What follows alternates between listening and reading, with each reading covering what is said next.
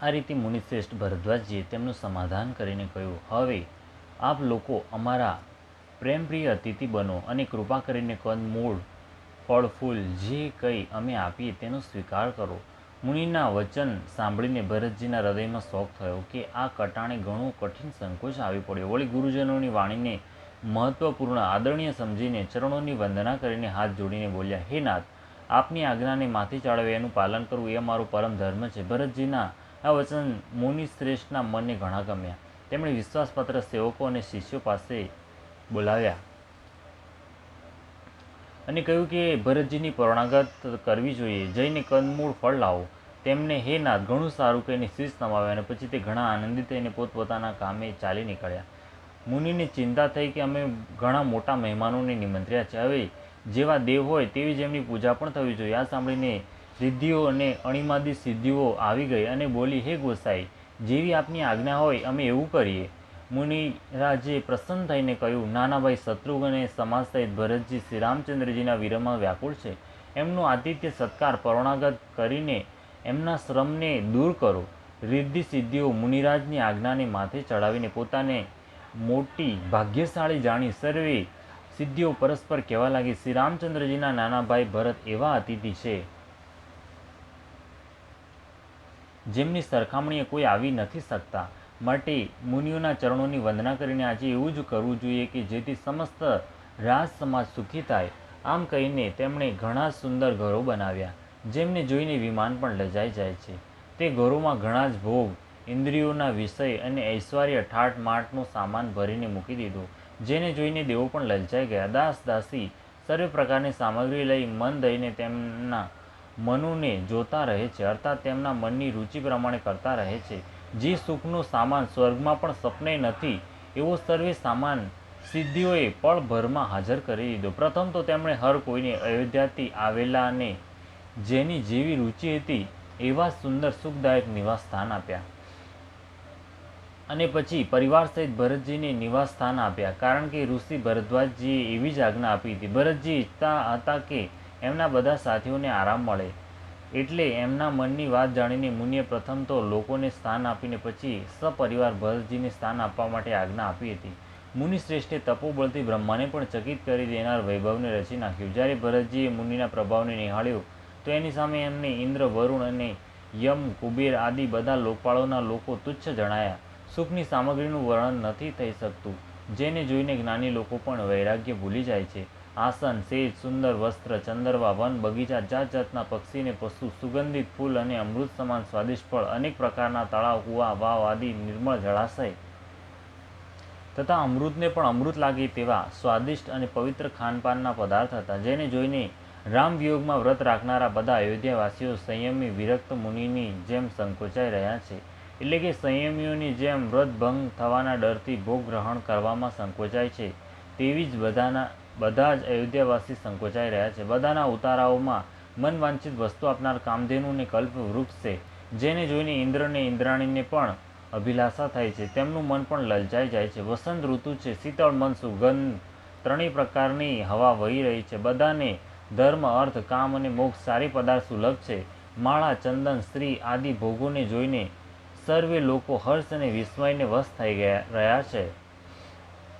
સંપત્તિ, ભોગ, વિલાસની સામગ્રી ચકવી છે અને ભરતજી ચકવા છે અને મુનિની આજ્ઞા ખેલાડી નટ છે, જેણે એ રાત્રે આશ્રમરૂપી પિંજરામાં બંનેને બંધ કરી રાખ્યા અને આમ જ સવાર થઈ ગયો. જેમ એક પિંજરામાં રાખવા છતાંય ચકવી ચકવાનો રાત્રિ સંયોગ નથી થતો, તેવી જ રીતે ભરદ્વાજીની આજ્ઞાથી સમસ્ત રાત્રિ ભોગ સામગ્રીઓની સાથે રહેવા છતાં ભરતજીએ મનથી તેમનો સ્પર્શ સુદ્ધા કર્યો નથી. પ્રાંતઃકાળે ભરતજીએ તીર્થરાજમાં સ્નાન કરી અને સમાજ સહિત મુનિને શીશ નમાવી અને ઋષિની આજ્ઞા તથા આશીર્વાદને શિરે ચડાવી દંડવત કરીને ઘણી વિનંતી કરી. તત્પશ્ચાત માર્ગને જાણનારા ભૂમ્યા લોકો કુશળ પથ પ્રદર્શકોની સાથે સર્વે લોકોને લઈને ભરતજી ચિત્રકૂટમાં ચિત્ત જોડીને ચાલ્યા. ભરતજી રામસખા ગુહના હાથમાં હાથ મૂકીને એવા જઈ રહ્યા છે જાણે સાક્ષાત પ્રેમે શરીર ધારણ કર્યું હોય. ન તો એમના પગમાં પગરખા છે અને નથી શિર પર છાયા. તેમના પ્રેમ અને નિયમ વ્રત અને ધર્મ નિષ્કપટ છે. તેઓ સખા નિષાદ રાજને લક્ષ્મણજીને શ્રી રામચંદ્રજીને સીતાજીના માર્ગની વાતો પૂછે છે. અને તે કોમળ વાણીથી કહે છે. શ્રી રામચંદ્રજીના ઉતરવાના સ્થળો અને વૃક્ષોને જોઈને એમના હૃદયમાં પ્રેમ રોક્યો નથી રોકાતો. ભરતજીની આ દશા જોઈને દેવો ફૂલ વરસાવવા લાગ્યા. પૃથ્વી કોમળ થઈ ગઈ અને માર્ગ મંગળનો મૂળ બની ગયો.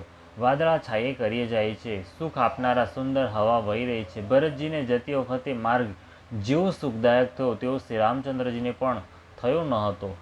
માર્ગમાં અસંખ્ય જળ ચેતન જીવો હતા. તેમનામાંથી જેમણે પ્રભુ શ્રી રામચંદ્રજી જોયા અથવા જેમણે પ્રભુ શ્રી રામચંદ્રજીને જોયા તે સર્વે એ જ વખતે પરમપદના અધિકારી થઈ ગયા. પરંતુ હવે ભરતજીના દર્શનને તો એમના ભવ જન્મ મરણરૂપી રોગ મટાડી દીધો. શ્રીરામ દર્શનથી તો તે પરમપદના અધિકારી થયા, પરંતુ ભરતજીના દર્શનથી તો તેમને પરમપદ પ્રાપ્ત થઈ ગયું. ભરતજીને માટે આ કોઈ મોટી વાત નથી, જેમને શ્રી રામચંદ્રજી સ્વયં પોતાના મનમાં સ્મરણ કરતા રહે છે. જગતમાં જે પણ મનુષ્ય એકવાર રામ કહી લે છે તે પણ તરવા તારવાવાળા થઈ જાય છે. વળી ભરતજી તો શ્રી રામચંદ્રજીના પ્રિય તથા તેમના નાના ભાઈ જ રહ્યા, તો ભલા એમને માટે માર્ગ મંગળ સુખદાયક કેમ ન થાય? સિદ્ધ, સાધુ અને શ્રેષ્ઠ મુનિ આવું કહી રહ્યા છે. ભરતજીને જોઈને હૃદયમાં હર્ષ લાભ કરે છે. ભરતજીના આ પ્રેમના પ્રભાવને જોઈને દેવરાજ ઇન્દ્રને શોક થઈ ગયો કે ક્યાંક આમના પ્રેમબસ શ્રી રામચંદ્રજી પાછા ન ફરી જાય અને અમારું બન્યું બનાવ્યું કાર્ય બગડી ન જાય. સંસાર ભલાના માટે ભલો અને નરસા માટે નરસો છે. મનુષ્ય જેવો પોતે હોય છે, જગત એને એવું જ દેખાય છે. તેણે બૃહસ્પતિને કહ્યું, હે પ્રભુ, એવો ઉપાય કરો જેથી શ્રી રામચંદ્રજીને ભરતજીનો મેળાપ ન થાય. શ્રી રામચંદ્રજી સંકોચી અને પ્રેમને વશ છે. ભરતજી પ્રેમના સમુદ્ર છે.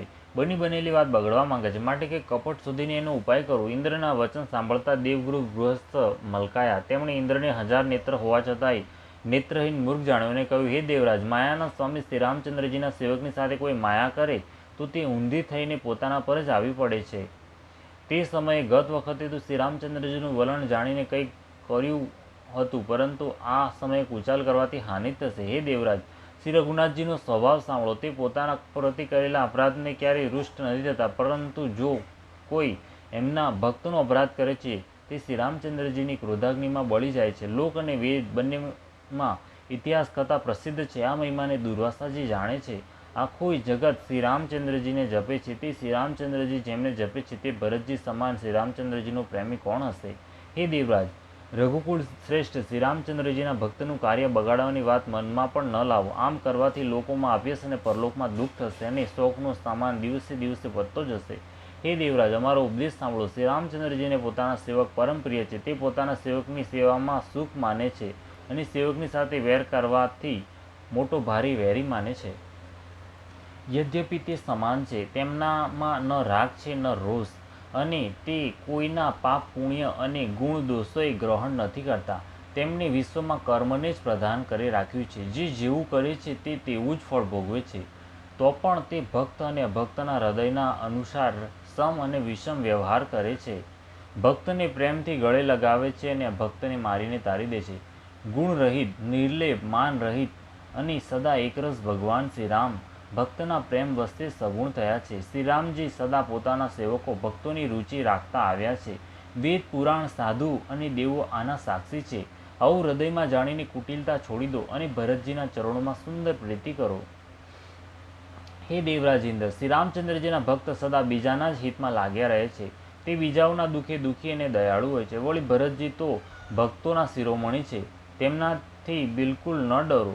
પ્રભુ શ્રી રામચંદ્રજી સત્ય પ્રતિજ્ઞ અને દેવતાનું હિત કરનારા છે અને ભરતજી શ્રી રામચંદ્રજીની આજ્ઞા અનુસાર ચાલનારા છે. તમે વ્યર્થ જ સ્વાર્થને વિશેષ વશ થઈને વ્યાકુળ થઈ રહ્યા છો. એમાં ભરતજીનો કોઈ દોષ નથી, તમારો જ મોહ છે. દેવગુરુ બૃહસ્પતિની શ્રેષ્ઠ વાણી સાંભળીને ઇન્દ્રના મનમાં ઘણો આનંદ થયો અને એમની ચિંતા મટી ગઈ. પછી હર્ષિત થઈને દેવરાજ ફૂલ વરસાવી ભરતજીના સ્વભાવની પ્રશંસા કરવા લાગ્યા. આ પ્રકારે ભરતજી માર્ગમાં ચાલ્યા જઈ રહ્યા છે.